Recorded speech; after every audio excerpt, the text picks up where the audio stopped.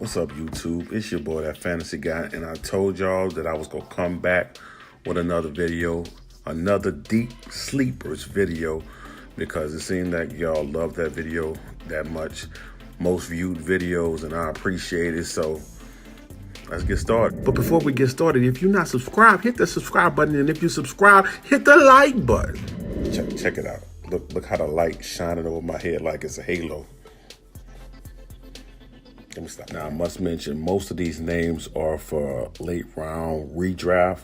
A lot of these names will be drafted in dynasty rookie drafts, but all of them not rookies, so let's go. So my number 10 is Marquise Lee, and I know some of y'all like, is that a sleeper?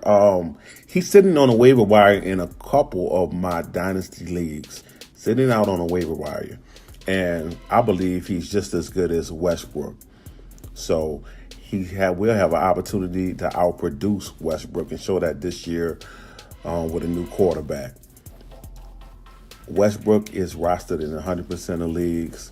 Why not put Lee, put him on your bench late round just in case he produces? Number 9 is Deante Johnson.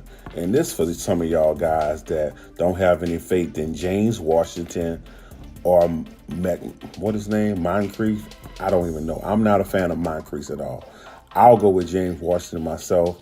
I think Johnson is great. If you ever looked at his highlights, he is a rookie. But if you looked at his highlights, it's something about this guy. You feel like he has the it factor. You can wait in redraft leagues. You might as well wait. See how the depth chart work out. Maybe wait after a few weeks. But, of course, if you in a dynasty league, the man should be rocked. Number 8 is Moreau. Look, some of y'all may have never heard of him. For y'all dynasty guys, I know you should have knew about him. Smack yourself if you haven't, damn it. But he's a rookie tight end for the Raiders, and the only person in front of him is Luke Wilson. Let me know if you know who Luke Wilson is, because I don't. The man been in the league 7 years and haven't made a name for himself. And Moreau can come in and get maybe them vacated targets that Cook had. So in redraft, put him on your watch list. I don't think he absolutely needs to be rostered unless he overtakes Wilson's job during the offseason or maybe preseason or whatever. But put him on your watch list, see what he does. Dynasty League, of course, he should be drafted and rostered. Number 7 is a name we all know, and I'm just saying stash Duke Johnson away just in case he gets traded to a much better situation. Right now, he's going to be buried on a depth chart. You know, once Hunt comes back, you're not going to see him at all. The man requested a trade. Hopefully they honor that and put him in a better situation where he will be able to get some work. So just in case, put him on the back of your roster, just in case he goes to the right team and it's all wheels up. And hey, if it don't pan out, let him go. Or you can trade him for something. Number 6 is Coleman. Man, we have some Coleman truthers. So I bet he's going to be rostered in every league. Someone's going to throw him on the end of the bench, and maybe it should be you. They put 2 slot receivers. There's 2 slot receivers. The best wide receivers in New York is 2 slot receivers. Someone is needed for a deep threat, and he's 3rd on the depth chart. So guess what? He has a chance to get some work. I personally do not trust Eli Manning, but there's going to be some targets vacated from Odell Beckham leaving, and someone needs to catch the deep ball. So unless they're changing what Tate usually does, hey, Coleman got a chance to get some of that work. Number 5 is Jennings. And I know, usually rookie wide receivers don't produce. But in Dynasty League, of course, he should be at the end of your roster. As far as redraft, I say put him on your watch list. You don't have to draft him. I doubt he's going to just explode during the preseason. Just put him on your watch list just in case, because he has a chance to get some of that slot work that Doug Baldwin has left. Unless they plan on putting Lockett 100% at the slot receiver, which I doubt, he has a chance to get some work and put him on your watch list. Number 4 is Terry McLaurin, another rookie wide receivers, but in these past years, the receivers in Redskins have been doing diddly squat.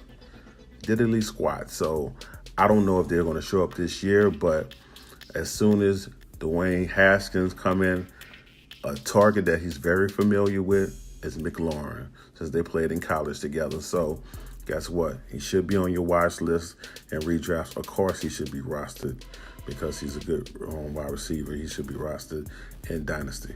Number 3 is Raquel Armstead, and he's the backup running back to Fournette.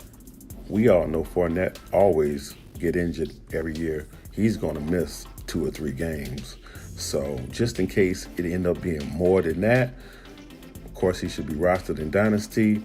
And maybe if you have Fournette, maybe you should put him on the back of your bench and redraft.